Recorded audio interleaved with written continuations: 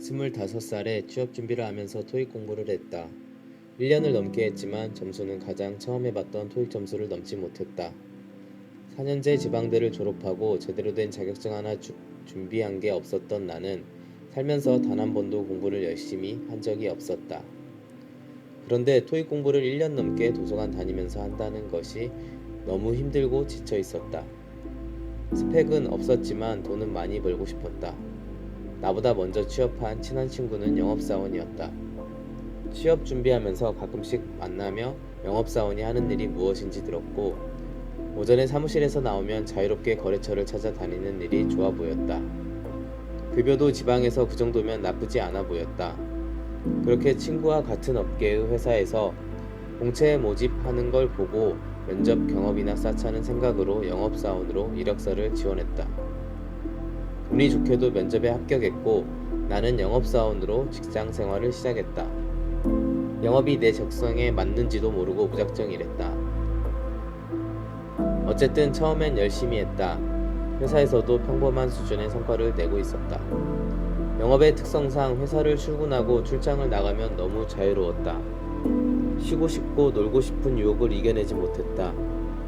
사무실을 나오는 순간 회사 동료 후배들과 몰래 모여서 커피도 마시고 영화도 보고 밥도 먹으며 제대로 일하는 시간은 많지 않았다.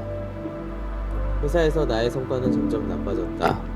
당연히 영업사원이었기 때문에 실적에 대한 압박이 너무 심했고 성과에 따라 강도는 점점 세졌다. 내가 출장 나가서 일을 아예 안 하는 것도 아니고 매일 노는 것도 아닌데 회사에서 의심하고 압박하는 게 기분이 좋지 않았다.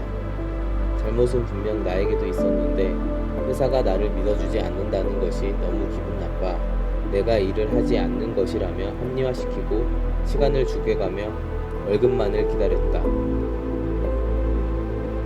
그렇게 회사를 5년 넘게 다녔고 한계에 부딪혔다. 더 이상 회사에서도 성과도 좋지 않은 영업사원을 데리고 일하기 힘들다며 매일 안 좋은 소리를 들었다. 영업사원들은 알겠지만 일반 회사원들은 잘 모를 것 같다. 모든 영업회사가 그런 건 아니지만 공고사직이 굉장히 많은 곳이 영업이다. 나 또한 그러한 상황에 있었고 잘리기 전에 먼저 퇴사하기로 마음먹었고 그렇게 5년 넘게 다닌 첫 직장을 내 발로 퇴사했다. 이때 그만두기 전에 또다시 영업을 하지 않겠다고 마음먹었다.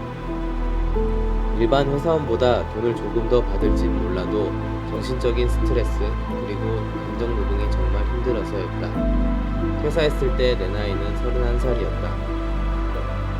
2달 동안 특별히 하는 일 없이 집에서 쉬었고 가끔 친구들을 만나 술 마시며 지냈다. 노는 것도 질리고 힘들다는 생각이 조금씩 들기 시작했고 다시 회사를 들어가기 위해 그래도 이름되면 알만한 회사들만을 골라서 이력서를 넣었다. 어쩌다 서류 전형에 합격해 면접을 볼 때면 왜 전공을 포기하고 영업을 5년 넘게 했으면서 또 다른 분야의 일을 하려고 하냐는 질문을 항상 받았다. 면접에서 영업이 너무 힘들었고 일을 열심히 하지 않아서 회사를 다니기 어려운 상황이었다고 솔직히 말할 수 없었다. 그러다 보니 항상 거짓으로 면접에 임했고 당연히 제 취업이 매우 어려웠다. 퇴사하고 6개월 정도가 지났을 때 원래 다녔던 회사보다 규모도 더 작고 급여도 더 적은 회사에 겨우 들어갈 수 있었다. 현실을 인정하고 열심히 새로 시작해야지 마음먹었다.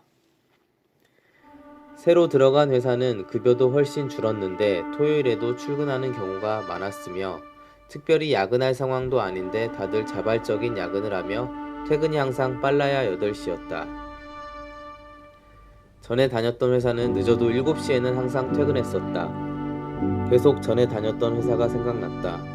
스스로 재취업해서 다니고 있는 회사와 전에 그만둔 회사와 모든 걸 비교하고 있었다. 전에 다녔던 회사보다 좋은 점이 거의 없었다. 나는 다닌 지 얼마 되지 않아 이직해야겠다고 마음먹었다.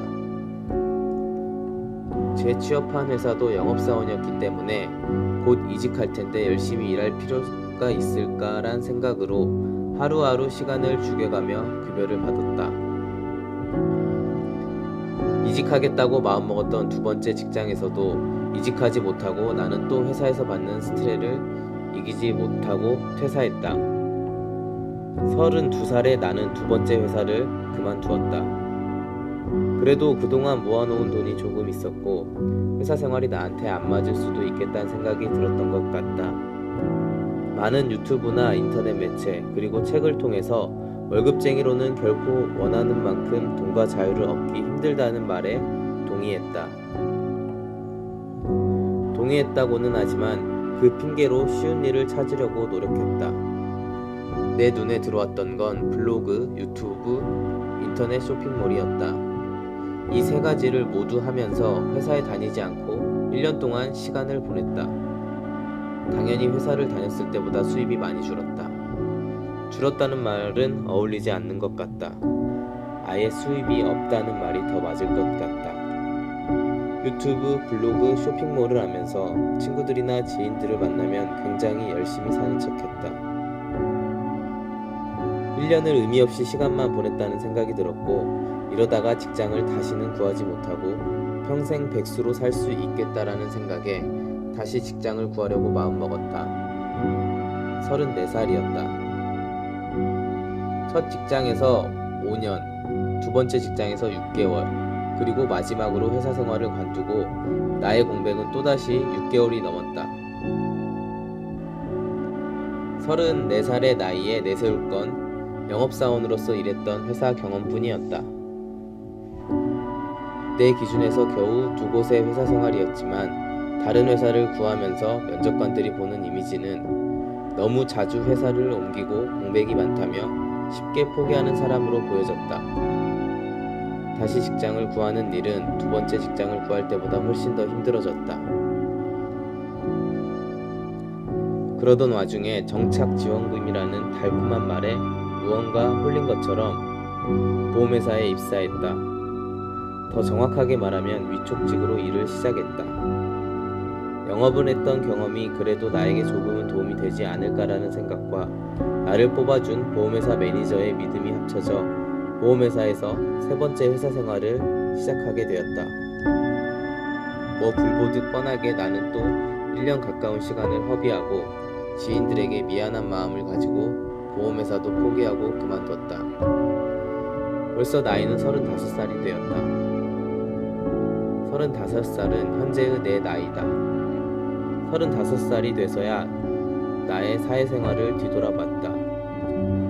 나는 나이가 먹을수록 급여는 줄어들고 있었고 회사의 근속기간도 줄어들고 있었다. 어디서부터 꼬였을까 생각해봤다. 가장 좋은 대우를 받으며 다녔던 첫 번째 직장에서부터 서서히 꼬이고 있었던 것 같다. 나 하나쯤이야. 열심히 안 해도 월급만 받으면 되지라는 생각으로 미래를 계획하지 않고 남들보다, 아니 나랑 가까운 지인들보다 조금 더 받으면 되지라는 생각이었다. 그땐 친구들도 부러워했는데 지금은 내가 친구들을 부러워하고 있다.